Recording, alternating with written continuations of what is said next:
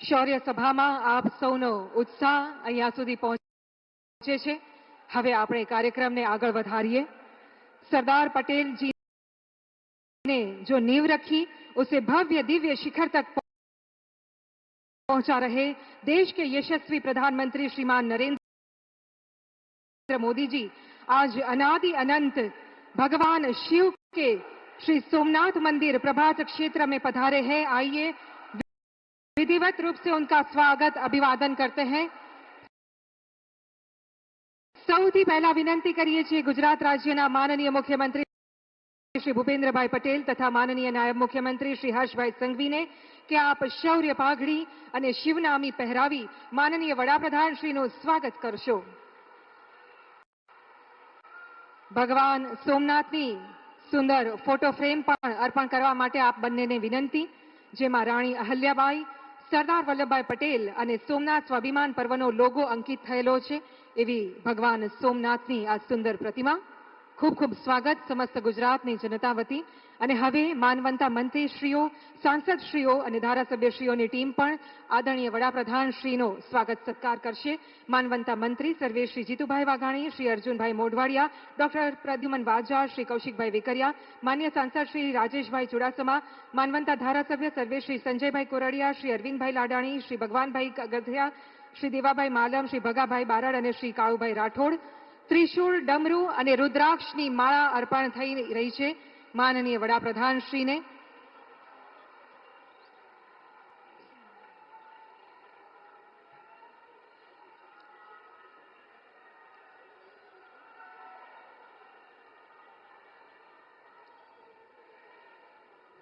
खूब खूब आभार। અને હવે આમંત્રિત કરીએ છીએ ભારતીય જનતા પાર્ટી તથા સ્થાનિક સંગઠનના આગેવાનશ્રીઓને કે આપ પણ ગૌ આસન અને પુષ્પહારથી માનનીય વડાપ્રધાનશ્રીનો સત્કાર કરશો। સર્વે શ્રી અનિરુદ્ધભાઈ દવે, શ્રી રમેશભાઈ ધડુક, શ્રી ગૌતમભાઈ ગેડિયા, શ્રી આશાબેન નકુમ, શ્રી મોહનભાઈ કુંડારિયા, શ્રી હિરેનભાઈ હિરપરા, શ્રી માનસિંહભાઈ પરમાર, डॉक्टर संजयभाई परमार, श्री धवलभाई दवे, श्री पुनीतभाई शर्मा, श्री किरीटभाई पटेल और श्री शिवाभाई सोलंकी।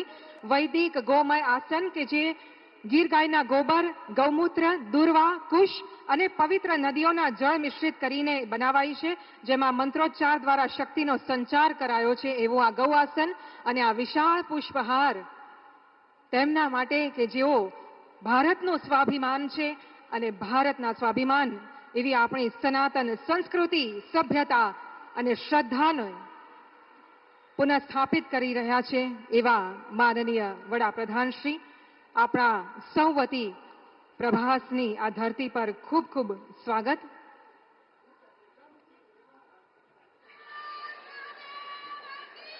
धन्यवाद। केदारनाथ मंदिर का जीर्णोद्धार हो, काशी विश्वनाथ कॉरिडोर या उज्जैन के महाकालेश्वर मंदिर परिसर का विकास, सोमनाथ मंदिर विस्तार की कायापलट हो या फिर करोड़ों सनातनियों के आस्था का केंद्र अयोध्या में श्री राम मंदिर का निर्माण, विकास भी विरासत भी, ये मंत्र को प्रतिपल जीने वाले माननीय प्रधानमंत्री हम सभी के लिए अतुल्य प्रेरणा का स्रोत है। આજના કાર્યક્રમમાં આપણી વચ્ચે પધારેલા આપણા સૌના ઉર્જાનો સ્રોત એવા માનનીય વડાપ્રધાનશ્રીનું ઉપસ્થિત સર્વે વતી ગુજરાતની સમસ્ત જનતા વતી શબ્દ પુષ્પોથી સ્વાગત કરવા માટે સાદર વિનંતી કરીએ છીએ। માનનીય નાયબ મુખ્યમંત્રી શ્રી હર્ષભાઈ સંઘવીને સ્વાગત પ્રવચન માટે પધારશો।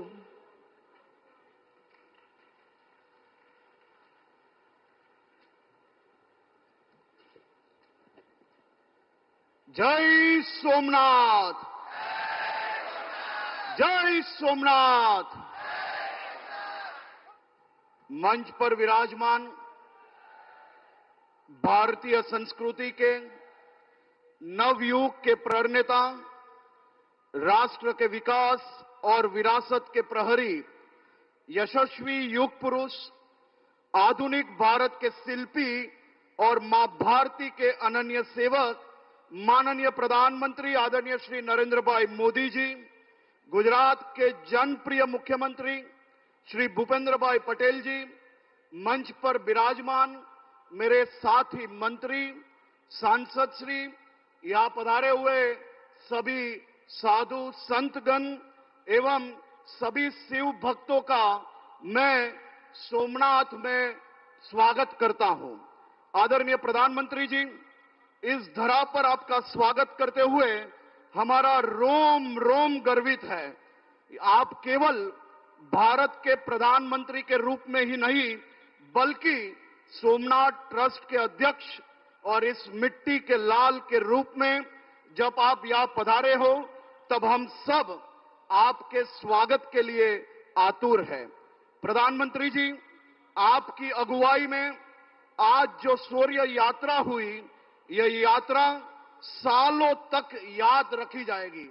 कल आपने 72 घंटे ओमकार जाप में भी आपने जाप किया। आज शौर्य यात्रा में जब आप नगर में निकले, तभी लाखों शिव भक्त के ओम नमः शिवाय के नारे देश के हर कोने तक पहुंचे। हम सभी शिव भक्त आपके आभारी हैं। आज प्रभास पाटन की इस पुण्य भूमि पर रत्नाकर समुद्र की लहरों का यह शोर केवल पानी की आवाज नहीं है, यह इतिहास के सुनहरे पन्नों पे गर्जना है। सोमनाथ यह कोई साधारण मंदिर नहीं है। सोमनाथ वह चुनौती है जो भारत की आत्मा ने आक्रमणकारियों को दी है। 11वीं शताब्दी में मोहम्मद गजनवी ने लूट के इरादे से आए थे।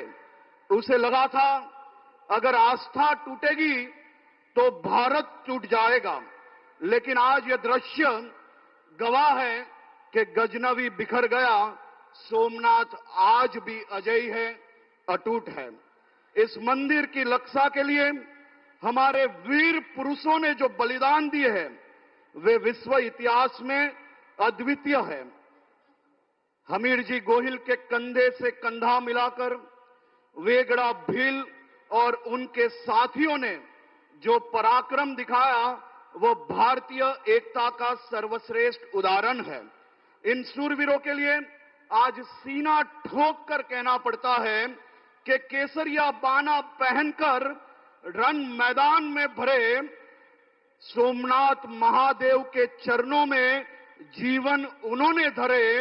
हमीर जी की हुंकार और वेगड़ा भील की ललकार सोमनाथ में गूंज रही, आज भी उनकी पुकार। और फिर आया वो दौर जब आजादी के बाद भी भारत को कहा गया, इतिहास मत छुओ, आस्था पर बात मत करो, संस्कृति को दबाकर रखो। सोमनाथ के पुनर्निर्माण पर भी कुछ लोगों को डर था, दुनिया क्या कहेगी। सरदार पटेल ने साफ कहा, भारत अब दुनिया से डरकर अपने स्वाभिमान का सौदा नहीं करेगा। और आज हमारे यशस्वी प्रधानमंत्री जी के नेतृत्व में वही संकल्प पूरे भारत की नीति बन चुका है। आज भारत कहता है कि हम अपने इतिहास को छुपाएंगे नहीं, हम आक्रमणकारियों का महिमा मंडन नहीं करेंगे और हम अपनी संस्कृति पर किसी को शर्मिंदा नहीं करने देंगे। जो लोग आज भी गजनवी जैसे आक्रमणकारियों को महान बताने की कोशिश करते हैं, उन्हें सोमनाथ की घंटियां हर दिन जवाब देती है। प्रधानमंत्री जी, 500 वर्ष की प्रतीक्षा का अंत करके आपने भगवान राम का भव्य मंदिर बनवाया।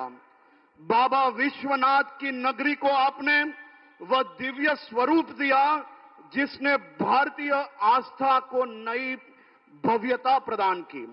उज्जैन के महाकाल लोक का निर्माण की अनंतता का साक्षात्कार है। हिमालय की चोटियों से लेकर समुद्र के किनारों तक आपने तीर्थों का जो कायाकल्प किया है, यह दृढ़ संकल्प का परिणाम है। फिर एक बार मैं आप सबका स्वागत करता हूं और मेरे जैसे लाखों करोड़ों युवा प्रधानमंत्री जी के बहुत बहुत आभारी हैं। मेरी और मेरी बाद की पीढ़ियों के लिए प्रधानमंत्री जी ने विकास भी किया और विरासत भी दी।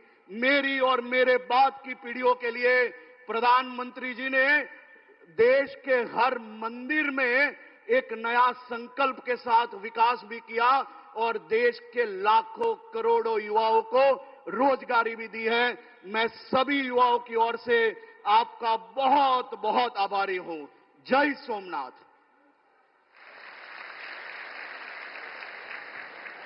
आपके ऊर्जापूर्ण संबोधन के लिए बहुत बहुत धन्यवाद माननीय उप मुख्यमंत्री जी। गुजरात एटले श्रद्धा, संस्कृति, प्रगति અને સમૃદ્ધિની ભૂમિ। ગુજરાત અને ગુજરાતના સૌ નાગરિકોનું હિત જેમના હૈયે વસેલું છે એવા રાજ્યના પ્રગતિના સૂત્રધાર પ્રજાવત્સલ માનનીય મુખ્યમંત્રી શ્રી ભૂપેન્દ્રભાઈ પટેલ સાહેબને હવે આમંત્રિત કરીએ છીએ આપના પ્રાસંગિક ઉદ્બોધન માટે।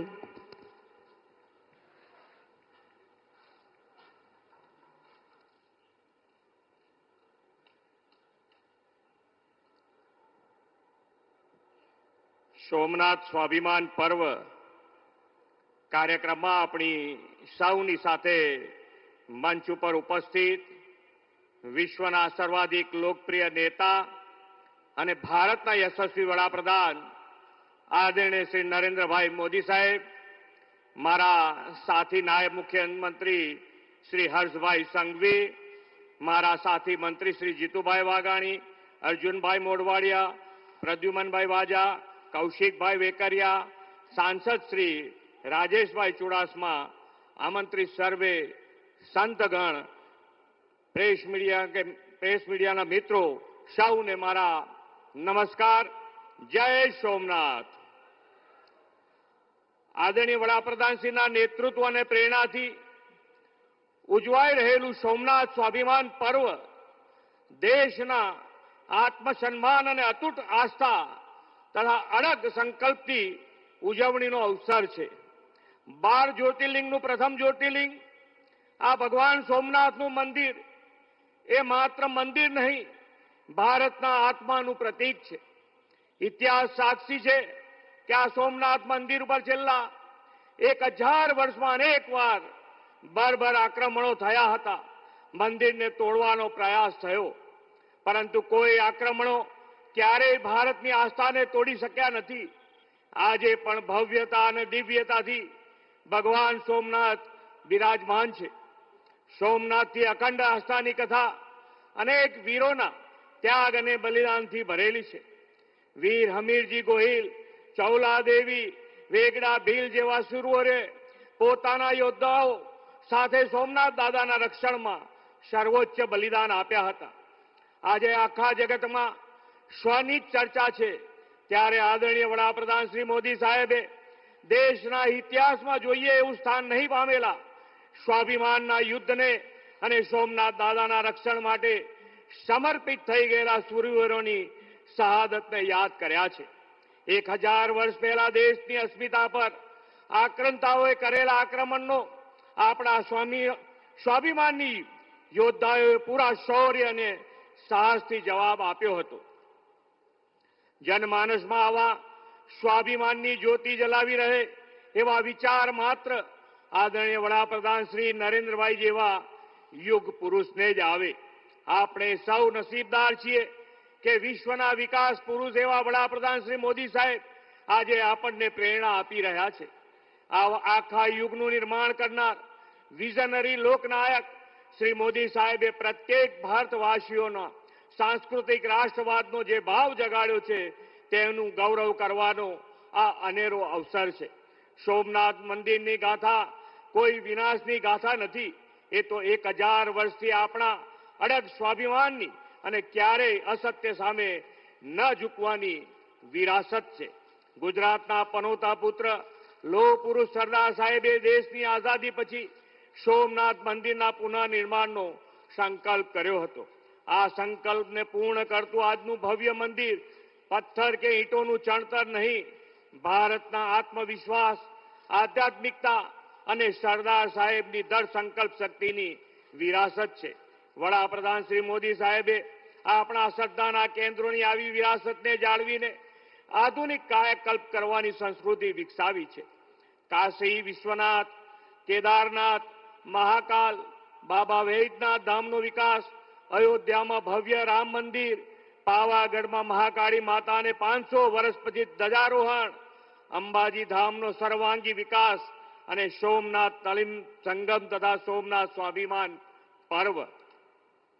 વડાપ્રધાનશ્રીએ યાત્રાધામોના આવા હોલિસ્ટિક ડેવલપમેન્ટની જે પરંપરા ઊભી કરી છે તે વિકસિત ભારત 2047નો આધ્યાત્મિક સ્તંભ છે. વડાપ્રધાનશ્રીના નેતૃત્વ અને દિશા દર્શનમાં વિકસિત ભારત માટે આપણે દેશના ભવ્ય વારસાનું જતન કરવા સતત પ્રયત્નશીલ રહીએ.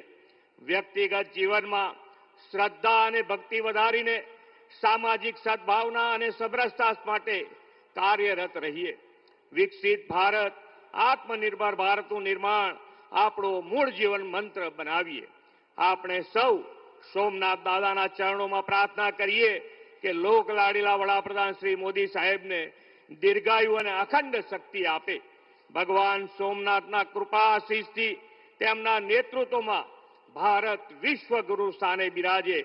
આ સોમનાથ સ્વાભિમાન પર્વ એ દિશામાં પ્રેરણા આપનારો ઉત્સવ બને, એ જ પ્રાર્થના સાથે વિરમું છું. ભારત માતા કી જય. વંદે માતરમ. જય જય ગરવી ગુજરાત. જય સોમનાથ.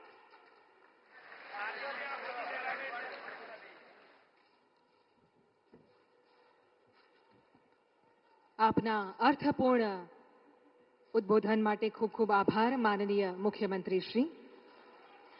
चंद्रदेव द्वारा स्थापित सोमनाथ महादेव मंदिर का महत्व भारत के पौराणिक, ऐतिहासिक, सांस्कृतिक दृष्टिकोण से भी अनन्य है. ये करोड़ों श्रद्धालुओं की आस्था का वो केंद्र है जिसके आगे समय भी नतमस्तक होता है. आइए देखते हैं सोमनाथ मंदिर की स्थापना से लेकर अब तक की भव्यता की यात्रा एक फिल्म के स्वरूप में.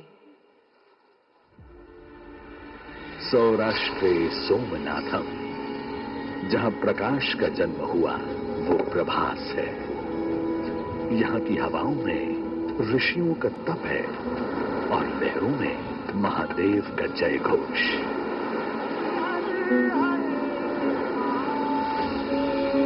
जहां चंद्रमा ने अपना खोया हुआ तेज पुनः पाया, जहां हरि और हर एक हो जाते हैं, हिरण, कपिला और सरस्वती का त्रिवेणी संगम.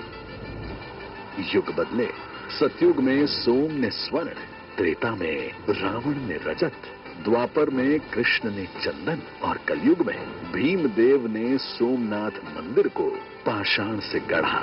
ये भूमि परशुराम के तप, रघुनंदन राम की भक्ति और बलराम के महाप्रयाण की साक्षी है. यहीं पीपल की शीतल छाया में कृष्ण ने अपनी लीला संवरण कर स्वधाम प्रस्थान किया. ये मोक्ष का द्वार है. कहा गया है, सोमलिंगम नरो त्वष्टा सर्व पापहि प्रमुच्यते. यानी सोमनाथ के दर्शन मात्र से मनुष्य सभी पापों से मुक्त हो जाता है. दुर्भाग्यवश कोटि कोटि लोगों की श्रद्धा और आस्था का केंद्र सोमनाथ 1026 ईस्वी से शुरू होकर कई शताब्दियों तक विदेशी कुटिल आक्रांताओं का निशाना बना, जिनका लक्ष्य था विध्वंस. न सिर्फ मंदिर को तोड़ा गया, बल्कि शिवलिंग को खंडित करके मस्जिद के फर्श में लगा दिया गया ताकि पैरों तले उसे रौंदा जा सके. मकसद था आस्था की लौ बुझ जाए, घंटियों की गूंज मौन हो जाए.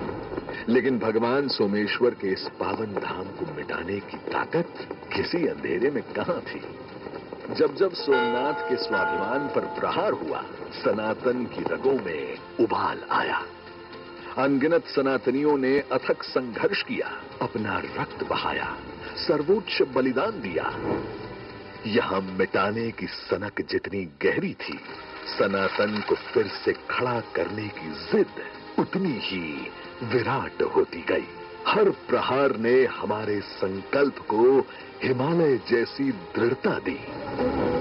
1000 साल के बाद आज इतिहास काले पन्नों को नहीं, बल्कि उस अटूट सृजन शक्ति को याद करता है जिसमें देवी अहिल्याबाई होलकर की आस्था और सरदार पटेल का फौलादी संकल्प शामिल है. जो क्रूरता की तलवारों पर भगवान शिव के त्रिशूल का जय घोष है. संयोग से 2026 का ये वर्ष वर्तमान सोमनाथ मंदिर के पुनर्निर्माण के 75 वर्ष पूरे होने का भी वर्ष है। आज उसी अटूट इच्छा शक्ति के साथ प्रधानमंत्री श्री नरेंद्र मोदी के नेतृत्व में सोमनाथ का वैभव, आधुनिकता और सुविधाओं के नए आयाम छू रहा है। भगवान सोमनाथ की कृपा अवतीर्ण होती है, कृपा के भंडार खुल जाते हैं। जय सोमनाथ। ये केवल विकास नहीं, हमारी विरासत का विस्तार है। अतीत के आक्रमणकारी आज समय की धूल है, जबकि सोमनाथ आज भी अपनी आशा बिखेरता प्रकाशमान खड़ा है। हम देश के अतीत से जो सीखना चाहते हैं, सोमनाथ जैसे आस्था और संस्कृति के स्थल उसके अहम केंद्र हैं। स्वाभिमान पर्व के इस ऐतिहासिक पल में 72 घंटों का अखंड ओमकार उसी शाश्वत ऊर्जा का विजय नाद है। श्री सोमनाथ के शौर्य और श्रद्धा की ये गाथा तब तक गूंजेगी जब तक समुद्र में लहरें उठती रहेंगी, क्योंकि सोमनाथ भारत का विराट स्वाभिमान है। सोमनाथ अडिग है, सनातन चिरंजीवी है। जय श्री सोमनाथ।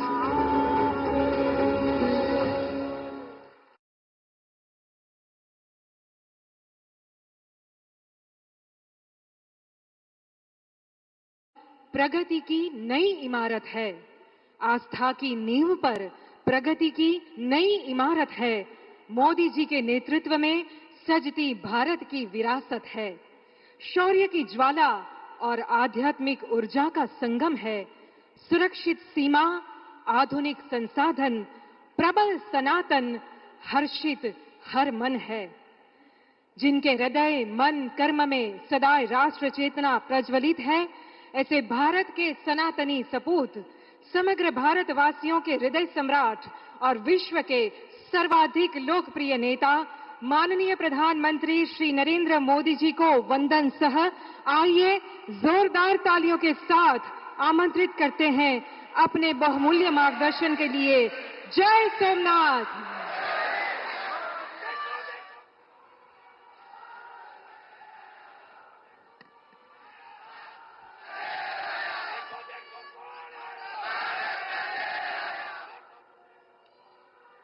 जय सोमनाथ। जय सोमनाथ। जय सोमनाथ।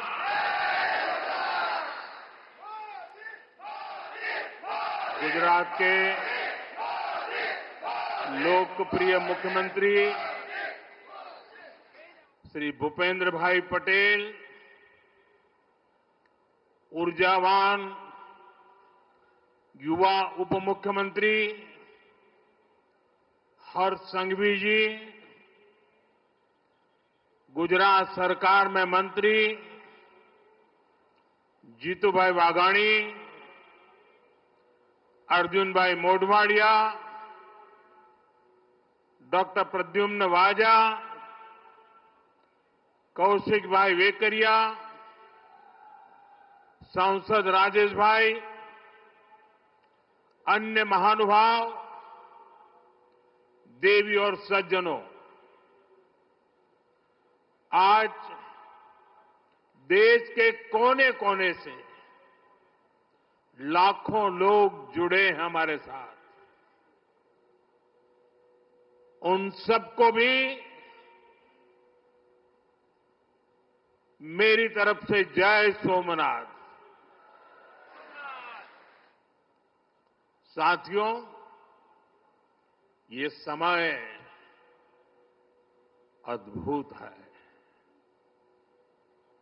ये वातावरण अद्भुत है, ये उत्सव अद्भुत है। एक और स्वयं देवादिदेव महादेव, दूसरी ओर समुद्र की विशाल लहरें, सूर्य की किरणें, मंत्रों की ये गूंज आस्था का ये उफान और इस दिव्य वातावरण में भगवान सोमनाथ के आप सब भक्तों की उपस्थिति ये इस अवसर को दिव्य बना रही है, भव्य बना रही है। और मैं इसे अपना बहुत बड़ा सौभाग्य मानता हूं कि सोमनाथ मंदिर ट्रस्ट के अध्यक्ष के रूप में मुझे सोमनाथ स्वाभिमान पर्व में सक्रिय सेवा का अवसर मिला है।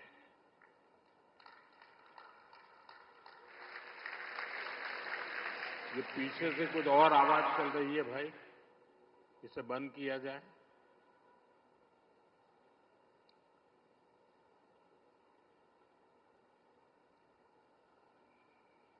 बहत्तर घंटों तक अनवरत ओमकार का नाद, 72 घंटों का अनवरत मंत्रोच्चार। और मैंने देखा कल शाम को 1000 ड्रोन्स द्वारा वैदिक गुरुकुलों के 1000 विद्यार्थियों की उपस्थिति, सोमनाथ के 1000 वर्षों की गाथा का प्रदर्शन, और आज 108 अश्वों के साथ मंदिर तक शौर्य यात्रा, मंत्रों और भजनों की अद्भुत प्रस्तुति, सब कुछ मंत्र मुग्ध कर देने वाला है। इस अनुभूति को शब्द अभिव्यक्त नहीं कर सकते, इसे केवल समय ही संकलित कर सकता है। इस आयोजन में गर्व है, गरिमा है, गौरव है, और इसमें गरिमा का ज्ञान भी है। इसमें है वैभव की विरासत, इसमें है आध्यात्म की अनुभूति, अनुभव है, आनंद है, आत्मीयता है, और सबसे बढ़कर देवाधिदेव महादेव का आशीर्वाद है। आइए मेरे साथ बोलिए, नमः पार्वती पतये हर हर महादेव।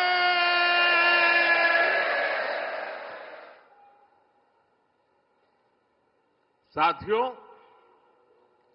आज जब मैं आपसे बात कर रहा हूं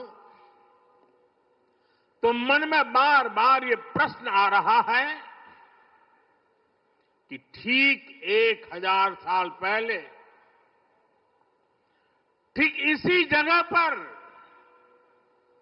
जहां आप बैठे हैं, क्या माहौल रहा होगा।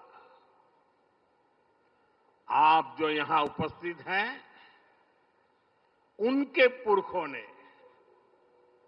आपके पुरखों ने, हमारे पुरखों ने जान की बाजी लगा दी थी। अपनी आस्था के लिए, अपने विश्वास के लिए, अपने महादेव के लिए उन्होंने अपना सब कुछ न्योछावर कर दिया। 1000 साल पहले तब वो आतताई सोच रहे थे कि हमें जीत लिया, लेकिन आज 1000 साल बाद भी सोमनाथ महादेव के मंदिर पर फहरा रही ध्वजा पूरी सृष्टि का आह्वान कर रही है कि हिंदुस्तान की शक्ति क्या है, उसका सामर्थ्य क्या है।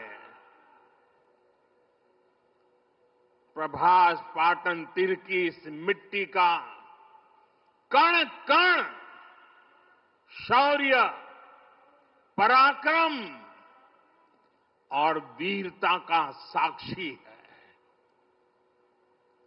सोमनाथ के इस स्वरूप के लिए कितने ही शिव भक्तों ने, संस्कृति के उपासकों ने, संस्कृति के ध्वज धारकों ने अपने प्राणों की आहुति दी है। आज सोमनाथ स्वाभिमान पर्व पर सबसे पहले मैं हर उस वीर वीरांगना को नमन करता हूं जिसने सोमनाथ की रक्षा को, मंदिर के पुनर्निर्माण को अपना जीवन ध्येय बनाया, अपना सब कुछ देवाधिदेव महादेव को अर्पण कर दिया। भाइयों बहनों, प्रभास पाटन का एक क्षेत्र भगवान शिव का अपना क्षेत्र तो है। इसकी पवित्रता भगवान श्री कृष्ण से भी जुड़ी है। महाभारत काल में पांडवों ने भी इस तीर्थ में तपस्या की थी, इसलिए ये अवसर भारत के अनगिनत आयामों को नमन करने का भी अवसर है। ये भी एक सुखद संयोग है कि आज जब सोमनाथ मंदिर के इस स्वाभिमान यात्रा के 1000 साल पूरे हो रहे हैं, तो साथ ही 1951 में हुए इसके पुनर्निर्माण के 75 साल भी पूरे हो रहे हैं। मैं दुनिया भर के करोड़ों श्रद्धालुओं को सोमनाथ स्वाभिमान पर्व की शुभकामनाएं देता हूं। साथियों, सोमनाथ स्वाभिमान पर्व 1000 साल पहले हुए विध्वंस के स्मरण के लिए नहीं, ये पर्व 1000 साल की यात्रा का पर्व है। साथ ही ये हमारे भारत के अस्तित्व और अभिमान का पर्व है, क्योंकि हमें हर कदम पर, हर मुकाम पर सोमनाथ और भारत में अनोखी समानताएं दिखती है।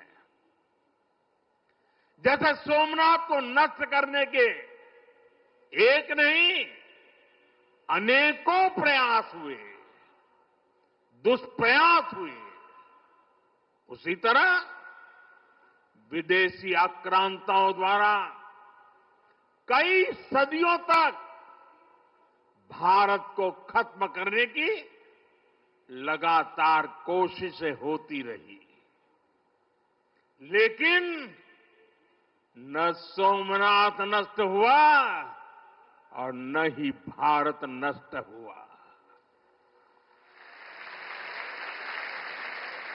क्योंकि भारत और भारत की आस्था के केंद्र एक दूसरे में समाये हुए हैं। साथियों, आप उस इतिहास के बारे में कल्पना करिए। आज से 1000 साल पहले सन 1026 में सबसे पहले गजनी ने सोमनाथ मंदिर को तोड़ा। उसे लगा उसने सोमनाथ का वजूद मिटा दिया, लेकिन कुछ वर्षों के भीतर भीतर सोमनाथ का पुनर्निर्माण हो चुका था।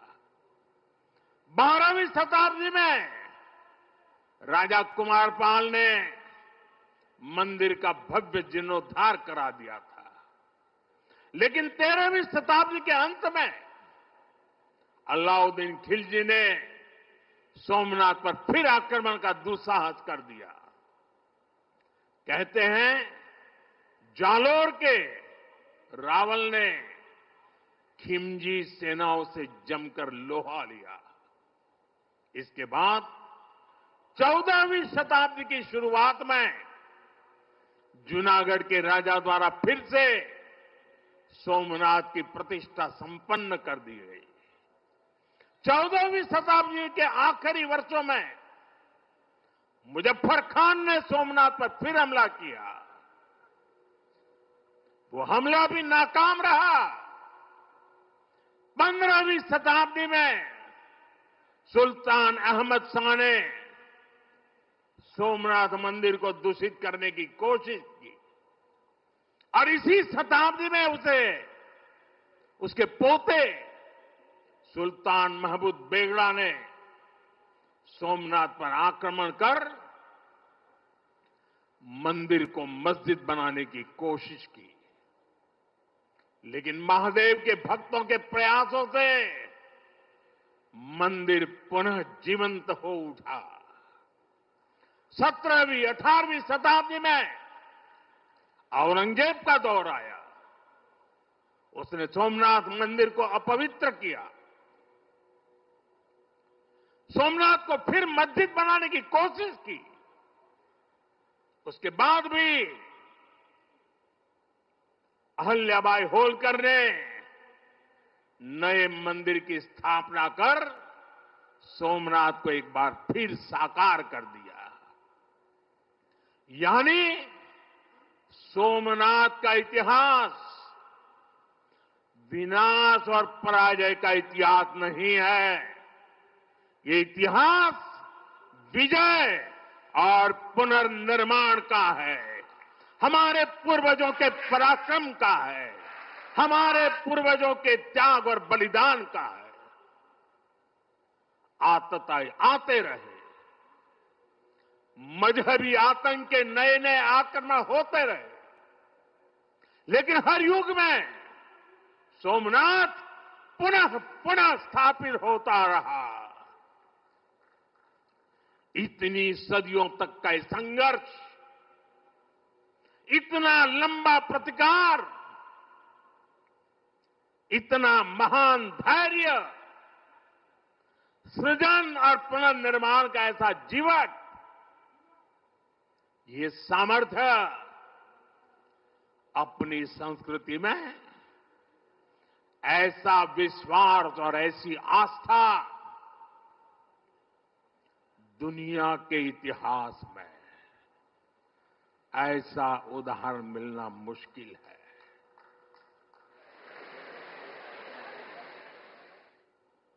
जरा मैंने जवाब आपजो बेला। આપણે આપણા પૂર્વજોના પરાક્રમનું પુણ્ય સ્મરણ કરવું જોઈએ કે ના કરવું જોઈએ?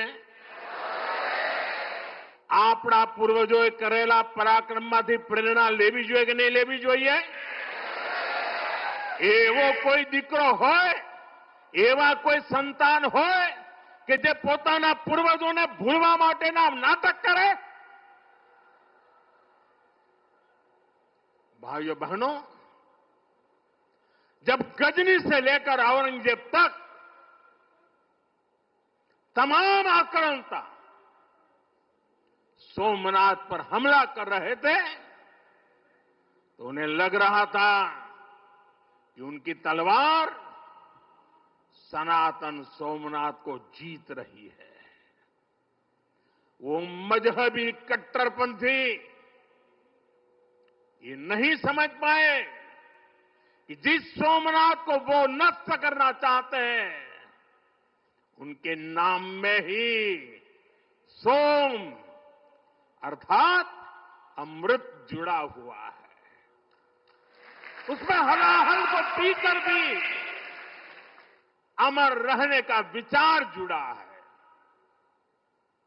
उसके भीतर सदा शिव महादेव के रूप में वो चैतन्य शक्ति प्रतिष्ठित है जो कल्याण कारक भी है और प्रचंड तांडव शिव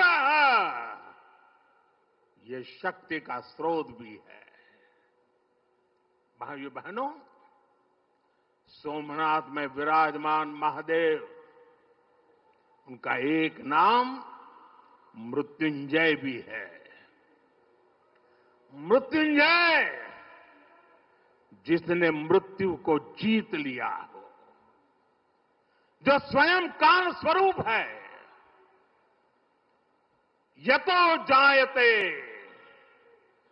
पाल्यते येन विश्वम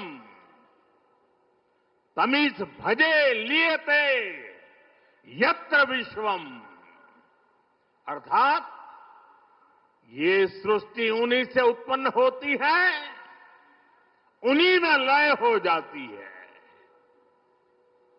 हम मानते हैं त्वमेको जगत व्यापको विश्व रूप, यानी शिव पूरे जगत में व्याप्त है।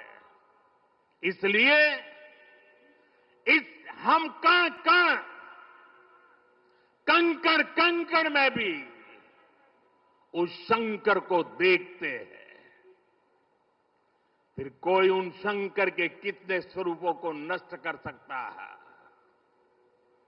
हम तो वो लोग हैं जो जीव में भी शिव को देखते हैं। उनसे हमारी आस्था को कोई कैसे डिगा सकता था? और साथियों, ये समय चक्र है कि सोमनाथ को ध्वस्त करने की मंशा लेकर आए मजहबी आतताई आज इतिहास के कुछ पन्नों में सिमट कर रह गए हैं। और सोमनाथ मंदिर उसी विशाल समंदर के किनारे गगनचुंबी धर्म ध्वजा को थामे खड़ा है। सोमनाथ का ये शिखर मानो उद्घोष कर रहा है, चंद्रशेखरम आश्रय मम किम करिष्यति वै यम। अर्थात मैं चंद्रशेखर शिव पर आश्रित हूं, काल भी मेरा क्या कर लेगा। साथियों, सोमनाथ स्वाभिमान पर्व इतिहास के गौरव का पर्व तो है ही, ये कालातीत यात्रा को भविष्य के लिए जीवंत बनाने का माध्यम भी है। हमें इस अवसर को अपने अस्तित्व और पहचान को सशक्त करने के लिए उपयोग करना है। आप भी देखते हैं, अगर कहीं किसी देश के पास कुछ 100 साल पुरानी विरासत होती है, वो देश उसे अपनी पहचान बनाकर दुनिया के सामने प्रस्तुत करता है। वहीं भारत के पास सोमनाथ जैसे हजारों साल पुराने पुण्य स्थान है। ये स्थान हमारे सामर्थ्य, प्रतिरोध और परंपरा के पर्याय रहे। लेकिन दुर्भाग्य से आजादी के बाद गुलामी की मानसिकता वाले लोगों ने उनसे पल्ला झाड़ने की कोशिश की। उस इतिहास को भुलाने के कुत्सित प्रयास हुए। हम जानते हैं सोमनाथ की रक्षा के लिए देश ने कैसे कैसे बलिदान दिए थे। रावल कन्नड़दे जैसे शासकों के प्रयास, वीर हमीर जी गोहिल का पराक्रम, बेगड़ा भील का शौर्य, ऐसे कितने ही नायकों का इतिहास सोमनाथ मंदिर से जुड़ा है। लेकिन दुर्भाग्य से इन्हें कभी उतना महत्व नहीं दिया गया। बल्कि आक्रमण के इतिहास को भी कुछ इतिहासकारों और राजनेताओं द्वारा व्हाइट वॉश करने की कोशिश की गई। मजहबी उन्माद की मानसिकता को केवल साधारण लूट बताकर ढंकने के लिए किताबें लिखी गई। सोमनाथ मंदिर एक बार नहीं, बार बार तोड़ा गया। अगर सोमनाथ पर आक्रमण केवल आर्थिक लूट के लिए हुए होते तो 1000 साल पूर्व पहली बड़ी लूट के बाद रुक गए होते। लेकिन ऐसा नहीं हुआ। सोमनाथ के पवित्र विग्रह को तोड़ा गया। बार बार मंदिर का स्वरूप बदलने की कोशिश हुई और हमें पढ़ाया गया कि सोमनाथ को लूट के लिए तोड़ा गया था। नफरत, अत्याचार और आतंक का असली क्रूर इतिहास हमसे छिपाया गया। साथियों, हमने धर्म के प्रति ईमानदार कोई भी व्यक्ति ऐसी कट्टरपंथी सोच का समर्थन नहीं करेगा। लेकिन तुष्टीकरण के ठेकेदारों ने हमेशा इस कट्टरपंथी सोच के आगे घुटने टेके।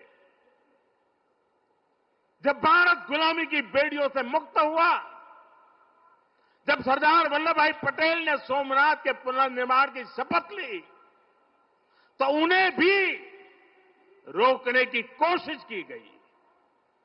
1951 में तत्कालीन राष्ट्रपति डॉक्टर राजेंद्र प्रसाद के यहां आने पर भी आपत्ति जताई गई।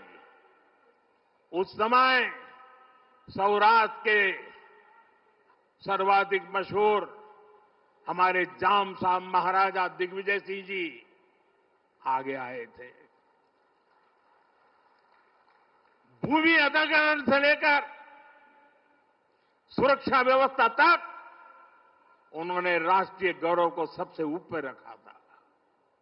उस दौर में सोमनाथ मंदिर के लिए जाम साहब ने 1 लाख रुपए का दान दिया और उन्होंने ट्रस्ट के प्रथम अध्यक्ष के रूप में बड़ी जिम्मेदारी निभाई। भाइयों बहनों, दुर्भाग्य से आज भी हमारे देश में वो ताकतें मौजूद है, पूरी तरह सक्रिय हैं, जिन्होंने सोमनाथ पुनर्निर्माण का विरोध किया। आज तलवारों की जगह दूसरे कुत्सित तरीकों से भारत के खिलाफ षड्यंत्र हो रहे हैं और इसलिए हमें ज्यादा सावधान रहना है। हमें खुद को शक्तिशाली बनाना है। हमें एक रहना है, एकजुट रहना है। ऐसी हर ताकत को हराना है जो हमें बांटने की साजिशें रच रही है। साथियों, जब हम अपनी आस्था से जुड़े रहते हैं, अपनी जड़ों से जुड़े रहते हैं, पूरे स्वाभिमान के साथ अपनी विरासत का संरक्षण करते हैं, अपनी विरासत के प्रति सजग रहते हैं, तो हमारी सभ्यता की जड़ें भी मजबूत होती हैं। और इसलिए पिछले 1000 वर्षों की यात्रा हमें अगले 1000 वर्षों के लिए तैयार रहने की प्रेरणा देती है। साथियों, राम मंदिर प्राण प्रतिष्ठा के ऐतिहासिक अवसर पर मैंने भारत के लिए 1000 साल का विराट स्वप्न सामने रखा था। मैंने देव से देश के विजन के साथ आगे बढ़ने की बात कही थी। आज देश का सांस्कृतिक पुनर्जागरण करोड़ों देशवासियों में नया विश्वास बढ़ रहा है। आज हर देशवासी के मन में विकसित भारत को लेकर एक भरोसा है। आज 140 करोड़ भारतीय भविष्य के लक्ष्यों को लेकर संकल्पित है। भारत अपने गौरव को नई बुलंदी देगा। हम गरीबी के खिलाफ अपनी लड़ाई में जीतेंगे। हम विकास की नई ऊंचाइयों को छुएंगे। पहले दुनिया की तीसरी बड़ी अर्थव्यवस्था बनने का लक्ष्य, फिर उसके आगे का सफर, देश अब इसके लिए तैयार हो चुका है। और सोमनाथ मंदिर की ऊर्जा हमारे इन संकल्पों को आशीर्वाद दे रही है। साथियों, आज का भारत विरासत से विकास की प्रेरणा लेकर आगे बढ़ रहा है। सोमनाथ में भी विकास भी विरासत भी, ये भावना निरंतर साकार हो रही है।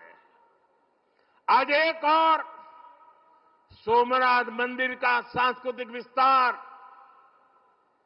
सोमनाथ संस्कृत यूनिवर्सिटी की स्थापना, माधवपुर मेले की लोकप्रियता और उसके रंग, इनसे हमारी विरासत मजबूत हो रही है।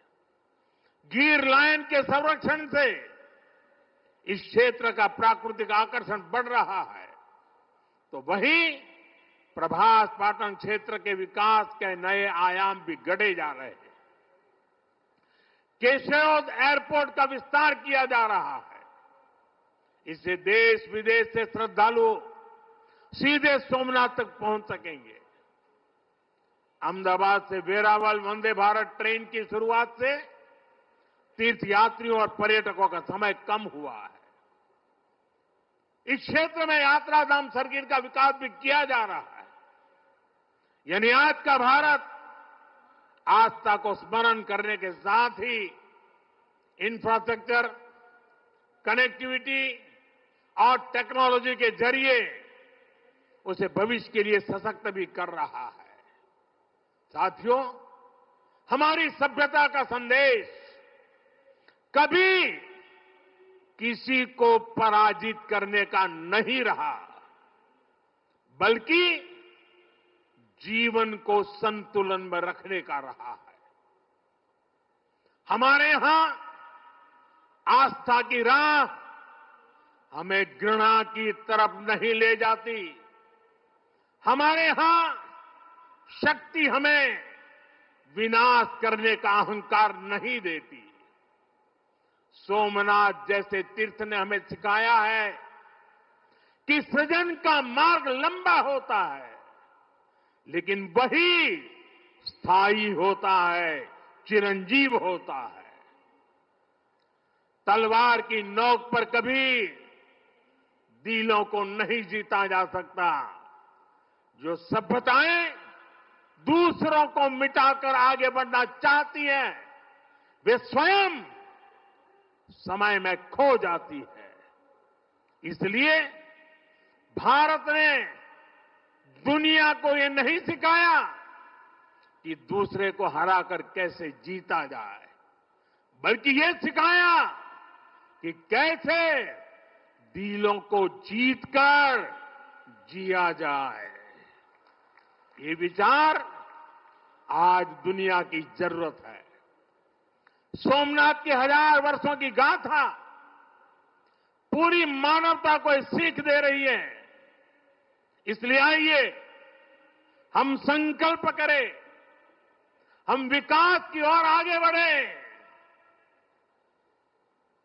कदम से कदम मिलाकर चले, कंधे से कंधा मिलाकर चले, मन से मन को जोड़कर चले, लक्ष्य को ओझल दिए हुए बिना हम चलते चले और साथ ही अपने अतीत और अपनी विरासत से भी जुड़े रहें।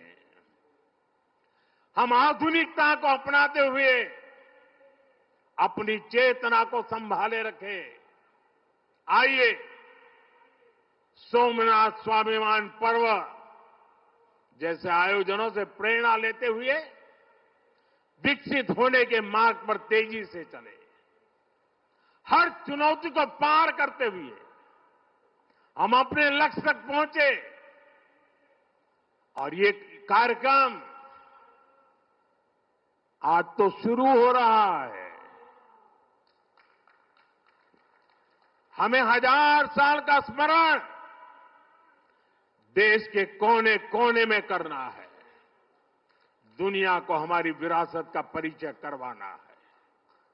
हमें 75 साल का ये नया पर्व भी मनाना है और हम 2027 मई तक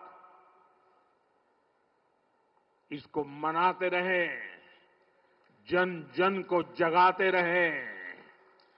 जगा हुआ देश सपनों को साकार करने के लिए चलता रहे।